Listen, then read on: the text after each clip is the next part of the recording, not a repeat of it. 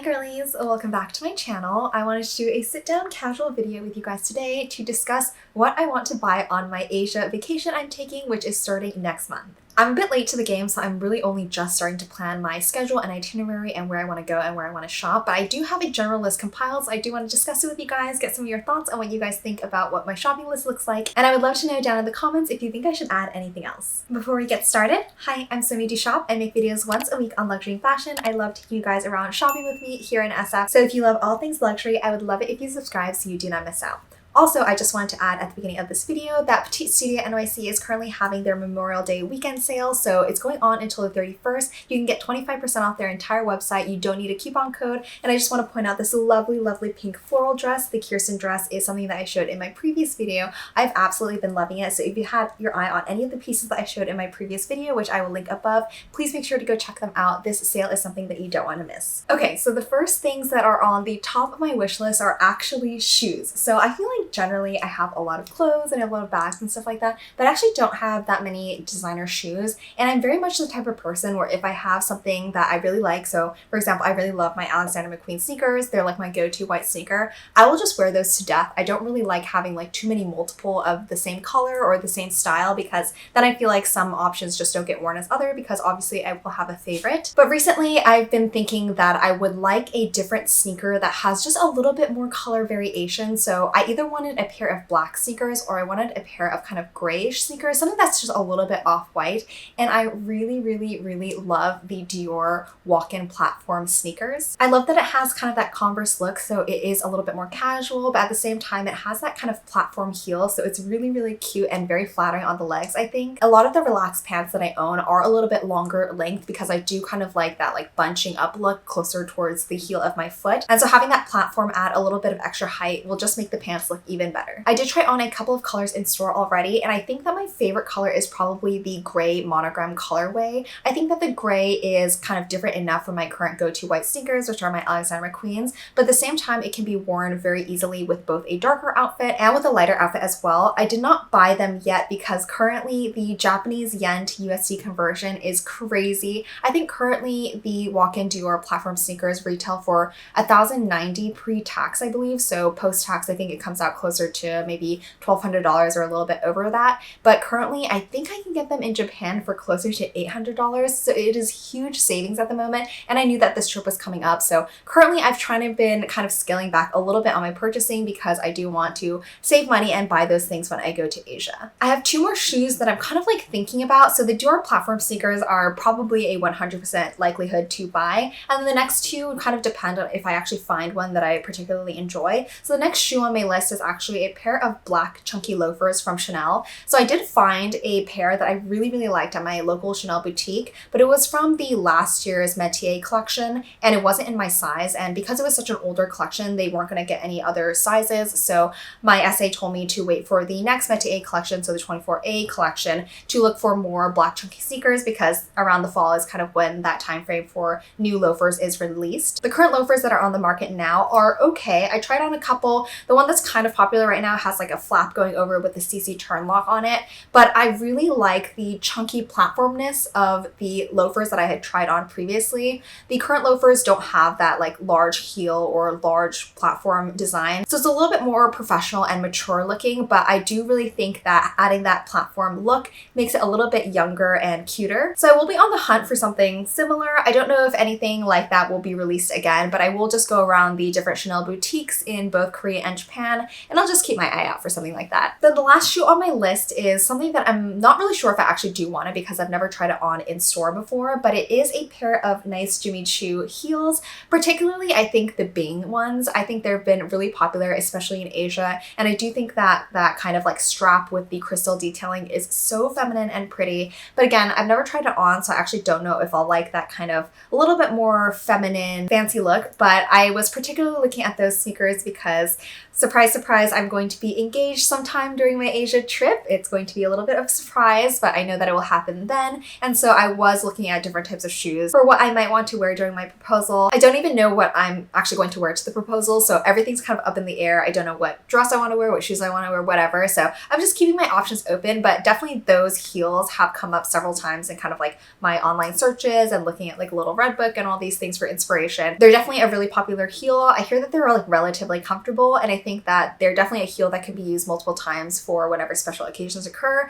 And I don't have too many like fancy-ish heels, so now might be a good time to add another pair. The next couple of things on my list are things specifically I want to look for in Japan and not Korea. So currently the Korean conversion rate is a little worse than the Japanese conversion rate, so I'm actually going to do my best to save all my luxury shopping for Japan rather than Korea. I have a separate list that's going to be a little bit later in the video that's a little bit more Korea specific that I'm going to focus on while I'm in Korea. And the majority of these luxury items that I'm talking about right now in this kind of like luxury section of my list, I will definitely try to be looking for those in Japan. So the first thing that I think is like the hottest thing to do in Japan if you're interested in luxury shopping is vintage shopping. So for me, I am specifically probably going to try and look for a vintage Chanel flap. So I don't have any classic flaps in my collection actually. For a while I was quite satisfied with my mini flap, and I really did not feel the need to add a classic flap to my collection. The mini was not that much smaller than the small, and then like the small was not that much smaller than the medium. Like, so all these comparisons, I was like completely happy with the Chanel bags that I already have in my collection. But a little bit more recently, and I think it's just as I'm getting a little bit older, I do look for bigger bags now, more so than my mini bags. And so I've kind of been wanting to get a classic flap. I would love one in kind of like a light gray coloring, silver hardware, just something like casual that it's easy to wear. And the biggest thing is that my mini flap and like all mini flaps currently that are sold by Chanel only come out in lambskin, and I would really love a flat bag that is in caviar because it's just a little bit easier to maintain, a little bit more durable, and I think it would be a honestly great bag to add to my collection at this point. However, I do not think in any way the current flap prices at Chanel boutiques is worth it. Like, it is outrageous that the cost of a Chanel flap, which is not handmade anymore, is the same price as a Birkin essentially. And so I refuse to buy a classic flap from the Chanel boutique at the current moment, but going to Japan, they have tons of options for vintage flaps. They have tons of options that are just on the resale market or more, recent collection at a much more affordable price. And so I'm going to compile a list of all the luxury vintage shops that I want to go and check out, and I will be on the hunt for a very good deal. I'm only really going to get a flap probably if I do feel like it's a really good deal. Otherwise, at this point, like, I still don't really think a Chanel flap is worth like $7,000. So we'll see. I'm going to keep my eyes peeled. I'm going to do a lot of vintage shopping and looking around. So I'm really excited for that because honestly, I don't have too much experience vintage shopping. In terms of vintage shopping as well, not really on my list, but there's only one thing on Matthew's list that I do want to just bring up, and that is also vintage watch shopping. So the watch scene in Japan is very hot. They have so many vintage shops that sell like vintage Pateks, vintage, Rolexes, Vacheron, Cartier. Like, they have so many different like little boutique shops that are so special, and each one carries their own history. So we've been watching a lot of YouTube videos kind of pointing out which shops you want to visit and like what the specialties are and what you can look for. And so Matthew's really excited about that. And so we're going to be on the hunt for a nice watch for him, and hopefully we can find him one. Next up are two brands that, again, with the current conversion rate, are absolute steals. So the first brand currently is Goyard. The Goyard prices in Japan right now are just way more affordable than the ones in the US. And so while I don't like have a huge need to add a Goyard bag to my collection because I already have the St. Louis tote that I really enjoy, I have been thinking of getting a mini Anjou, maybe for my mom actually, because it just seems like a really easy bag to carry around. The mini Anjou, especially in Korea, is like super hot among all the moms just because it's super casual. You can fit a water bottle in there, you can fit all your necessities, but it's not so big that it's cumbersome. So I'm thinking possibly of getting that for my mom. Another possibility also, keeping my mom in mind, is getting the Boheme bag. And so this one is super nice because it's a really kind of large slouchy-ish tote. It can carry so many things, but the main thing is that it has a zipper. And my mom is one of those people where she really thinks that if you have a tote bag, like, someone's just gonna reach in there and grab something out. Like, honestly, for me, I don't really have that worry, but maybe it's just because I have a more positive view on the world and I'm a little bit more happy-go-lucky than she is, but she kind of refuses to wear bags that like don't have a clasp or don't have zippers just because she likes to be extra careful like that, which I totally understand where she's coming from. So the Boheme bag would be a really great one for her just because it's canvas, so it's durable, it's got the zipper, it's got the space because she's also the type of person where she carries a bunch of things with her at all times. So it does seem like it's a really great option. The funny thing about the Boheme bag, so I'm not sure about how it works in Japan, but in Korea actually, Goyard, it works on a little bit of a different system where you have to have certain purchase history to be able to purchase certain bags. So in America, nothing like that exists. I can go into my local Goyard boutique and literally buy anything that's on display. Maybe it's a little bit more difficult to get like the new releases, like the coral release that was super hot. People stood in line for a really long time. So I understand that, but typically, like, there's not too much like barrier to entry into Goyard in America. You can go into the store, you can buy whatever, and you leave. But actually in Korea, when I bought my St. Louis tote last year, I was looking at the Boheme bag and I actually really liked it. And so I was considering if I wanted to purchase that one instead of my St. Louis. But the woman, the sales associate, who was not the kindest, I would say, was like, oh, you have to have a purchase history of like $1,500 or like $2,000 before you can buy this. And I was like, why? Like, that's not even like that high of an entry, but it's just like, okay, why? You know, it's available, like, why can't I just buy it? And so I ended up buying the St. Louis tote because in Korea at the time, it was super, like, I saved several $100s buying it in Korea versus buying it in America. So that was a great deal, and I do love my St. Louis tote. But I just found it odd that that exists. But in Korea, there's just so much competition for luxury goods. It's actually crazy where sales associates have a lot of power over clientele because the competition between, like, customers is so strong. So, like, so many customers want the same thing that it becomes, like, a weirder relationship between you and your SA when shopping in Korea. I have to say, Korea is pretty materialistic society, so we care a lot about how we present ourselves and like what kind of brands we wear and all that stuff, but I don't really love the fact of how it kind of translates into your shopping experience. So I'm very, very curious to see how my Korea shopping experiences translate to my Japan shopping experiences. But back to Japan, currently, like I said, the yen conversion rate is really great, and so a lot of people have been recommending me to go to the Ginza location for Goyard, so I'm really excited to go pop in, see what they have, and see if there is anything I want to bring home with me. Next up, of course, if I'm going to Tokyo, I cannot miss out on going to the Ginza Van Cleef boutique. Currently, I know right now that it's just so popular to go to the Ginza boutique that I've heard you have to line up right before the boutique opens. And even if you're like 5th place in line, they completely sell out. Like, that's how popular it is. So I don't have super high hopes that I'm going to be able to score anything particularly special in Japan at the Ginza location, but I do want to go check it out. My essay here at the San Francisco boutique for Van Cleef said the Ginza Tokyo store is a must to go to because if you are lucky enough to look at something special and stock is available, you will get a lot of savings. So I'm definitely open to seeing what they have, and you know, obviously if there's something special, I would love to bring it back home with me, but there are some pieces that are at the forefront of my mind. So probably the first one is I would love to add the Sweet Alhambra white gold pave pendant. I think it's so cute, so dainty, and I would love a little bit more of an everyday piece in terms of white gold. While I do love my chalcedony pendant, it is still a little bit of a larger size, and so I find that I don't really reach for it on a day-to-day basis, but definitely the white gold with the pave is like dainty enough where you could wear it to work, or you can wear it to a lot of different occasions, and you can dress it up, dress it down. So it seems like a really nice and versatile piece. So definitely thinking about adding that one to my collection. And then the next one is actually something from the Pure Alhambra collection. So I know that there's like mixed thoughts and feelings about the Pure Alhambra collection because some people is like, oh, it looks kind of fake, and it is a little bit more of like an interesting shape and design. But recently my friend who did go to Tokyo actually bought the Pure Alhambra sweet earring studs in the mother of pearl, and they are so gorgeous, so beautiful. It's a little bit more of like a if you know you know kind of earring, and because of like that kind of like rounded design, it just reflects light so beautifully. It's so muted, but at the same time, it's so gorgeous. So more so than the earrings or the pendant, I'm actually really interested in the 4 motif Pure Alhambra, either in the onyx or the mother of pearl. I think that it looks like really cute and bubbly because it does have that like a little bit more of a bubble design, and it's just a little bit more special than the classic 5 motif. Additionally, because it does have that like kind of, I'm not even sure exactly what it is, but it does have like a covering over the stone. It makes it a little bit more durable. So a big reason why I was hesitant to get a 5 motif mother of pearl is because I would love to wear the bracelet like kind of every day or pretty often, and I don't really want to worry about whether the pearl is going to lose its shine if I make it into contact with water, like all this other stuff. So getting the pure line kind of preserves the elegance and beauty of the mother of pearl, but at the same time makes it a much more durable bracelet. So that is it for kind of the luxury bags and jewelry and shoes on my list. And the next couple of things that are on my list are ready to wear. So I love Miu Miu. There are no Miu Miu boutiques in the Bay Area, unfortunately. There's not even one in Vegas, so it's a little bit difficult, honestly, to go to a Miu Miu and try things on.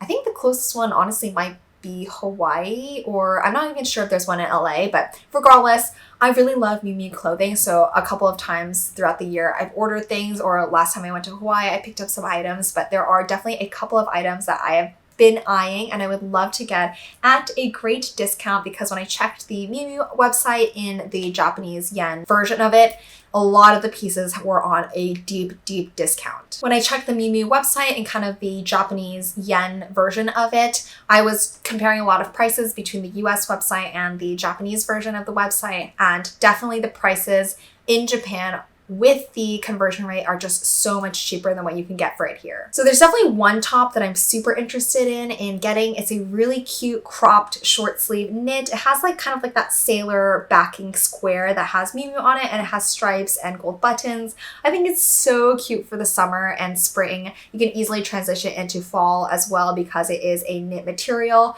The only concern that I have is I saw it on the Korean version of the website, but I didn't see it in the Japan version of the website. So I'm not sure if I can get it in Japan at the kind of deeper discount. If anything, I might have to get it in Korea, in which case I might only save like $100 or so. It won't be like that much of a savings. Whereas if I bought it in Japan, I would definitely save multiple hundreds of dollars. So I'll probably check the Miu Miu boutique in both Japan and Korea and just double check to see which one is going to give me the best discount. There are a couple of bags I've been eyeing at Miu Miu, and there's also a couple of Loewe bags I've been eyeing. Japan is one of the biggest markets for Loewe, so it's super popular there. So I definitely want to go check out a couple of boutiques while I'm there. But I am going to be talking more specifically about bags in my next video, so stay tuned for that. Generally though, I will just be perusing the Miu Miu, Loewe, and Celine ready-to-wear, and also, of course, looking at some of the bags while I do so. And then lastly, a little bit more in terms of luxury slash items. I definitely want to check out the Chrome Hearts store in Seoul. Chrome Hearts is super popular in Korea as well, so there's not much hope that there's going to be a lot of good stock, but I really do love that Chrome Hearts does like location-specific clothing items, also location-specific jewelry pieces. So I would love maybe kind of a cool casual jewelry item like earrings or a ring, and also some clothing pieces that specifically say Chrome Hearts Seoul. Matthew really loves Chrome Hearts, so we're definitely going to the store a little bit more so for him than for me, but I do think it's nice to have a couple of more upscale kind of streetwear casual clothing items to wear on your comfy days out. And then lastly, as I'm sure many of you have seen, there was recently the newest collaboration between Jennie and Gentle Monster, which had launched at the beginning of this month. I didn't even try to get it on the website because people were having like 15 different laptops out and they still didn't get anything, so I'm not the type of person to really wait up and try to score any of those things online. But when I go to Korea, the Gentle Monster pop-up for specifically this collaboration will still be open. So I'm hoping to go there while I'm in Korea. And at this point, I'm hoping that the hype has died down a little so that I might be able to score a pair of sunglasses as well as the cute little charms. I'm specifically looking at the sunglasses that have like the clearish frames and the metal rims. I think that those sunglasses are very different from other sunglasses that I own. And then in terms of the charm, I think the ones with the pearl drops are just so adorable. Would definitely love to pick those up as well. Now, in terms of like Korea specific items, because like I said, a lot of the luxury items that I'm looking for or searching for, I'm going to be looking for them mainly in Japan because the conversion rate is just a little bit better there. But there are certain things that are Korea specific. So these are Korean branded items that I definitely want to look for and pick up if I can. First up is Korean clothing. Korean clothing is just so cute.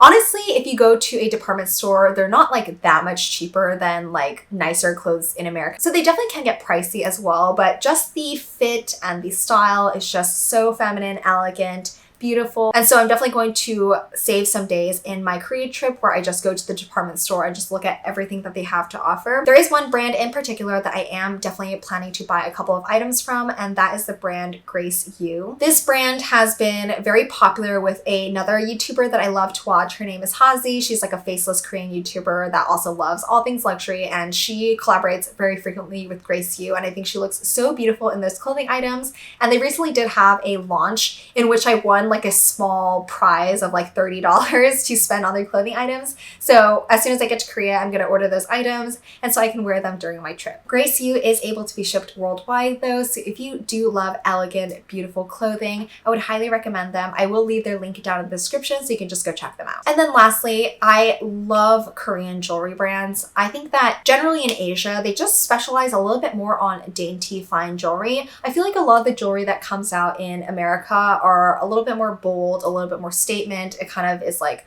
large, heavy metals, and that is just what's a little bit more popular in America. But personally for me, I much more prefer dainty jewelry, like really thin chains, beautiful, elegant designs at a really affordable price. And that is what Korea does best. So there's 3 brands in particular that I absolutely love. My absolute favorite jewelry brand in Korea is the brand called Didier Dubot. I have tons of jewelry pieces from them. A lot of people often ask like where my rings are from. So this one in particular is from Didier Dubot, and I have a lot of earrings, necklaces, and everything from them as well. So every time I go to Korea, I will spend tons of money there just to pick up some dainty items. They have a lot of classic, elegant, and simple designs that are great for everyday wear, but Didier Dubot also has a lot of really trendy pieces. You often see them on celebrities and K-dramas as well, so I love picking up things like ear cuffs or like multiple chain earrings or really intricate designs for necklaces. Like they have a lot, and they also specialize in making jewelry with like colored diamonds or colored stones, so they have so many beautiful pieces.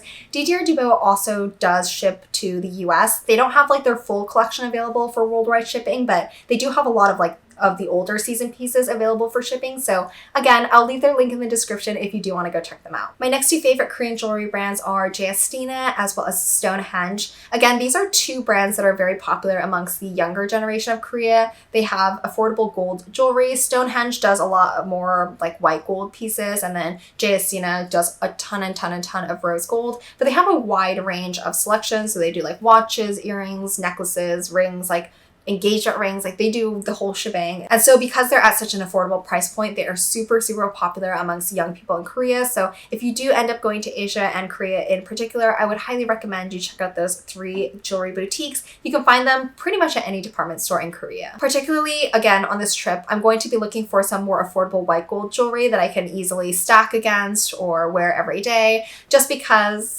as you know, the proposal is going to happen pretty soon, so I would love to get a couple of more pieces to match my engagement ring. And then the last things on my list are, of course, skincare. You cannot go to Asia without having an entire skincare list of what you want to bring back to the States when you go. So the first thing on my list is just a huge restock of all my Sulwhasoo products. Sulwhasoo is a Korean skincare brand, and ever since I've been using their products, since maybe like a year and a half ago is when I really started to seriously use only their products, my skin has just been so glowy, so radiant. This is not sponsored or anything. I just truly love Sulwhasoo, and so recently they came out with a new line. Particularly, I'm interested in their eye cream. It is a little bit on the pricey side, but again, I just feel like their products really speak for themselves, and my skin has never looked better. In addition to that, I will be stocking up on Asia exclusive beauty items. So cushion compacts are typically the foundation of choice for a lot of Korean individuals. So that means instead of getting like liquid foundation and using a brush, which is quite popular in America, they have cushion compacts that have the foundation. I use a little puff to put it on your face in the morning, and it's also very travel friendly, so everybody always has their compact cushion of choice inside their purse when they are going out for the day. And because they are an Asia exclusive and they are literally never sold in the US, anytime I go back to Korea, which is usually once a year, I always restock on my cushion compacts to make sure that they last me for the rest of the year when I'm not in Asia. My current favorite compacts are the Christian Dior compact as well as the Chanel compact. I got the Chanel compact most recently, and I do feel like it's really brightening and moisturizing on my skin. The Dior compact is good as well, but I feel like I mainly got it for the cute packaging, which actually is right here. So this packaging I got, I think actually like 2 years ago, and they will update the outer casing very frequently, so you can buy like a ton of different ones and you can switch them out throughout the year. But I think that's a little bit more of the reason why I'm drawn to the Christian Dior compacts. The Chanel compacts are just very plain. They just have Chanel on them. And in terms of just actual Korean compacts from Korean brands, the popular ones are typically like from Hera or from actual skincare companies like Laneige. One that I really love that's definitely on the affordable side, and I just got it from Olive Young, I think, is from the brand called Hince. I really like that formulation. It's super like natural looking on the skin, so I'm definitely going to be picking up another one of those as well. And then generally a couple of other beauty items that I've kind of had my eye on are some Gucci lipsticks. Again, I feel like this one is a little bit more so because the Gucci lipstick case is so pretty with the floral design, but there are a couple of colors that I've seen on like Little Red Book that look really, really pretty, so I'm just gonna go to the boutique and check them out. And then additionally, something that I've been on the fence for a very long time is Tom Ford eyeshadow. So Tom Ford eyeshadow is so expensive. I really don't know why, but anytime I see someone do a look with a Tom Ford makeup palette, it's just so, so, so pretty. Like the shine and the colors that they choose for the palette are so pretty. So again, I'm on the fence because I don't wear too much eyeshadow and I just don't feel like the cost is justified for how much you get in the palette, but it's definitely really pretty. And if the SA is able to do like a beautiful look on me, I might just be pushed over the edge to buy it. And then of course, one of the first stops that I'll probably do in my Korea trip is go to Olive Young. So Olive Young is going to be the focus of very, very affordable skincare and makeup items. So there are a list of Korean makeup items that I always restock on, which include like eyeliners or palettes or blushes or like powders and things like that I really need to restock on. So that'll all be done at Olive Young. Additionally, they have great skincare options as well. So getting things like affordable sunscreen or lotion, like that is all done at Olive Young. My favorite brand currently for like creams and sunscreen right now is Round Lab. Like that has been super hot in Korea for the past year. So I'll probably pick up some of those items as well. And then additionally, there are a couple of like really hot items that Korean people have been obsessed with currently, and that has to do with like pretty much like micro needles in the actual skincare product. So the first one that has been super popular in Korea is called the VT Reader Shot. So I need to do a little bit more research into like what exactly the mechanism is behind it. But to my understanding, it's like kind of like a lotion serum-y thing where it has like little micro needles inside of the actual liquid. So when you rub it into your face, it's supposed to increase absorption, increase healing on your skin, and it's just supposed to make your skin look like you literally had a skincare treatment at like a dermatology clinic. So it's been like sold out in like every Olive Young, every Daiso. And so I'm hoping to get my hands on several of those so I can bring it back for myself as well as some of my friends. And then another product that I'd seen recently that looked really cool are these pimple patches, which pimple patches have been around forever, so that's nothing special. But these pimple patches actually have like micro needles on the patch so that when you put it onto the pimple or like the area of redness that you're trying to conceal, those like tiny needles, which you can't feel, will just penetrate your skin, and that will increase healing, increase absorption of whatever is like in that patch. And I thought it was just like a really cool concept because currently I feel like in the skincare industry, like microneedling has been such a hot craze. People think that it does wonders for their skin, gets rid of acne scarring, collagen production, like all that stuff. And there are several of my friends who do microneedling on a regular basis.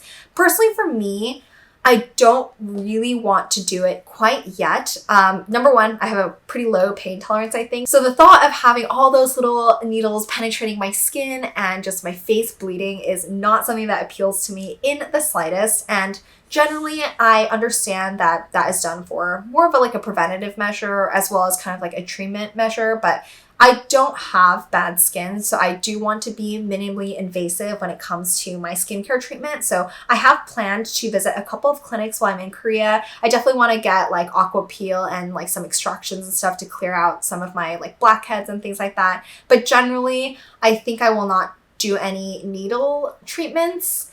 And maybe I'll do a couple of laser treatments. But again, I'm not totally sure. I'm going to hear what a couple of doctors have to say because I definitely want to get a couple of different opinions on the state of my skin. I'm sure that because they are a clinic, they will try to sell me on a lot of different treatments. And currently, like the hottest treatment in Korea is something called Rejuvi Healer. This is not something that's like FDA approved in America. So this is something that you can really only do currently in Asian markets. But it's like injecting like salmon DNA into your skin, and it looks crazy. But that is currently like the hottest thing to do in Korea. It creates like glass skin, like all the celebrities do it. So I am definitely curious about it. But again, I'm very adverse to doing a lot of treatment on my skin currently. If there's no real need or real problem with my skin, again, I'm gonna hear what the doctor has to say and get multiple opinions about it, but I am definitely curious about the Rejuve Healer because there's been so many TikToks about that. But that generally brings me to a wrap on the current list of things that I want to buy in both Korea and Japan. I'm sure the list will grow as I continue to plan out my itinerary, but currently the things that I do have planned so far, I'm so excited for. I have a lot of like health related, wellness related things that I'm going to be attending, which I feel like it will just be such a healing trip for me. So if you are interested in that, I will be vlogging the entirety of my trip, what I'm going to be doing, where I'm going to be going, and I do think I will be able to provide a unique perspective just because I'm not like a complete foreigner when it comes to Korea. So the clinics that I'll be attending or the places that I'll be going, they're not necessarily the ones that are always going to be popping up on TikTok because these are places that like truly Korean natives love to go. So I'm really excited to share everything that I get up to during my Japan and Korea trip. So again, please make sure you're subscribed and you have that bell notification turned on so you do not miss a single minute of that trip. But that is all for today, guys. Again, please leave down in the comments if there's something that I'm absolutely missing in my shopping list that I need to check out when I go to Korea or Japan. I would love to hear your opinions, or if any of you have recently gone on a trip there and there's anything that you recommend doing or eating, I would love to know down in the comments. As always, thank you guys so much for watching. I will definitely see you in the next one. Bye, guys!